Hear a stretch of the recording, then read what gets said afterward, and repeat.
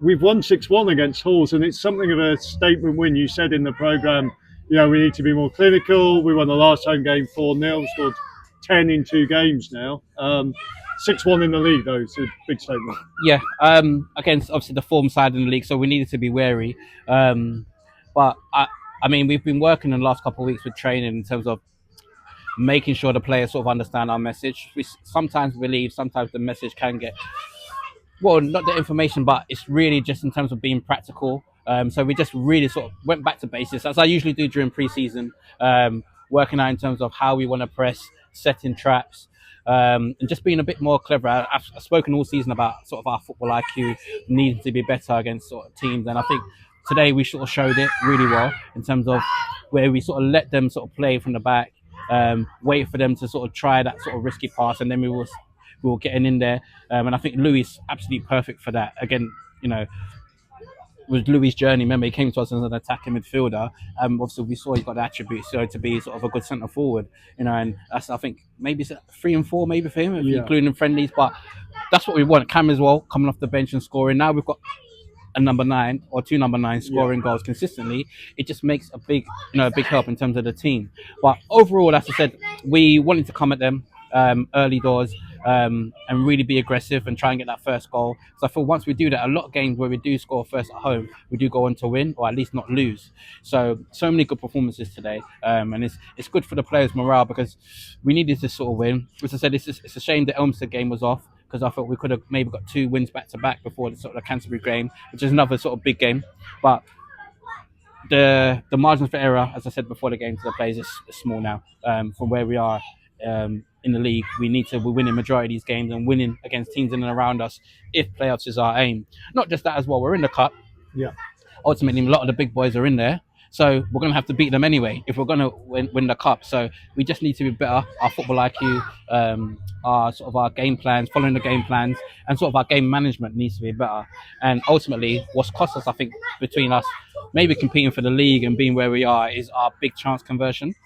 Because we get big chances in most of these games, but it's a big difference when it's 0-0, 70th minute, can you score?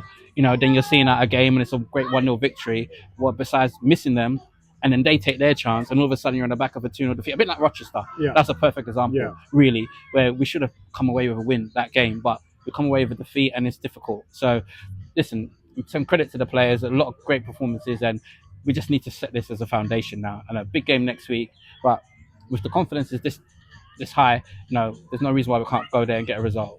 Okay, we were running through all the goals. First goal, as you said, early goal. It was a really early goal, first couple of minutes. And we were talking just before Julian scored it. There was a layback from Joel. Playing from midfield. You were talking about that being what you talked about beforehand. Yeah, because we went with really offensive with 2-stroke sort of 8s or 10s, really. Because usually we have that little bit of balance where we might have a Ross or a Geoff in there, just to sort of like have that sort of traditional sort of maybe sort of ball winner. But that's the ethos. As I said, we wanted to go for it today, and having 2 sort of ball players in there, 2 players who have goals in them, it makes a sort of big difference because you've got another goal threat, and it's just the intelligence from Joel, because you're in the box, it's easy to snatch at it or try and turn, but playing the way you're facing is very, very simple. And Julian, what he does best, really, arriving in the box at the right time and that sort of composure, and that set the tone, really, because that was a good goal, good team goal, and we just had to kick on from there.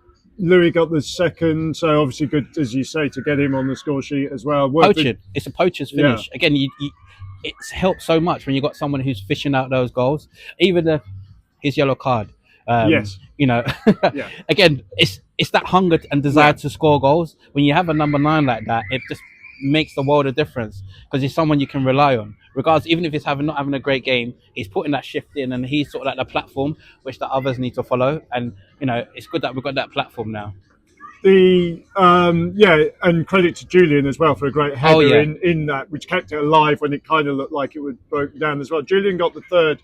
That was a sort of confusing goal. There was a lot of. I thought he was going to rule it out. To be honest, I thought he was. So I mean, he did consult the linesperson, but I wasn't sure what the linesperson was saying, if he was trying to say it was offside or not, and the ref overruled him. And listen, you've been here, you've seen all season, and some of last season, usually those goals don't go our way. So listen, if it was offside, we're going to take it because we've had enough of that all season. You look at the Seoul game, that offside. So I know people say these cliches that balance itself out, but listen, we're going to take anything we've got, and that was really the defining goal, isn't it? 3-0 now. We can sort of rein the subs in, give minutes out a little bit and sort of manage the game because they were starting to tire anyway. So then with fresh legs as well, can we punish them a little bit more and make the score resounding? Okay, and it was 2 substitutes. You got the next 2, so you brought on Cameron and Arthur, and they both scored. Nice goals as well, both of them. I mean, Arthur has come back, and he's really sort of been putting a shift in, and really pushing for a start. So that's another goal. He's coming on from the bench and scoring. But now we've got weapons off the bench as well, and when you have that, especially with Cam as well, it's good to put that little bit of pressure on anyone. So at any given time, things can change. The starting 11 could change next week, depending on availability. But if Arthur was to start next week, there can be no grumbles. He's come on twice. He's worked hard. He's got an assist and a goal, I think, last game as well. So, and Cam's the same. So we've got big decisions to make, but you want to be in these situations as opposed to, you're struggling and trying to find different scenarios and different sort of combinations to work. And it was good from Fred as well because, Fred, he's probably seen everyone on the score sheet. Could have shot where he was, but he laid it off to Arthur, to get a tap in, and that's what we want as well. You want that sort of cohesion, that camaraderie, combinations working together. Because again, in a different sort of game, 0-0, can you lay it instead of shooting? And it makes a world of difference when you've got that. And next time, Arthur will lay it for a Fred, and that's what you want. You want that little bit of so Fred got that one at the end. Quality, well, absolute quality, great goal. And also Cameron got through again. He got pulled back. The ref and the linesman managed to miss it. Very honest from Cameron. If it had been a sort of we'd have game, we'd have been we'd have had to have gone, wouldn't it? Yeah, exactly that. At 5-0, it made less difference, but another sign that we were actually going through and kind of at will at that point as well. Yes, because they were tiring, and in terms of how ruthless we were, it was very good that we had an effective game today where we weren't necessarily overplayed, even though we worked out we could play in the first half because of their press wasn't great. It's just finding areas, realizing Fred and Noah, and the ball in behind was on. It's how continuously we played it. That's how you win games, and that's how you punish these sort of teams. No offense, you find the most effective route, and then you continuously, exactly that until you get fruition. And like someone said to me, if it could have been 8 or 9 with the chance that we got. Noah hit the bar. Noah had a couple in the first half. And we didn't stop, and that was really testament to what we go into the business at the end of the season. We need to keep this up. Let one in at the end, which sort of spoiled the clean sheet. Obviously, a free kick. Slightly disappointing, but we'll move on. The free kick quality seems to be good this season. I mean, I don't know how many direct free kicks we've conceded. But there does seem to be some pure strikers in this league. But you just knew the way it was all set up. It was right on the edge. Just fancy to go in, but we weren't going to let that sort of rain on our parade. I mean, 6 goals could have been more. Great team performance, and I haven't really seen the other results, but we can only do what we can do. Up to 8, apparently. Up to 8, so okay. So as you've alluded to, we're down to Margate next week, but to play Canterbury. Yes, but on a 4G pitch, which is rare in this league. No, we used to love a 4G in the first none. But again, if it's on a 4G, I can only think it suits us. We train on 4Gs. There was a good period of when we used to play at Woodham, the 4G as well. So we're used to it. Flat surfaces suits us because we will always sort of try and play from the back and try and play through the thirds and find effective ways. So it'll be interesting because obviously they'll be used to it. So we'll have to adjust. Last time we played him was a sort of tight 0-0 game, not much between the sides.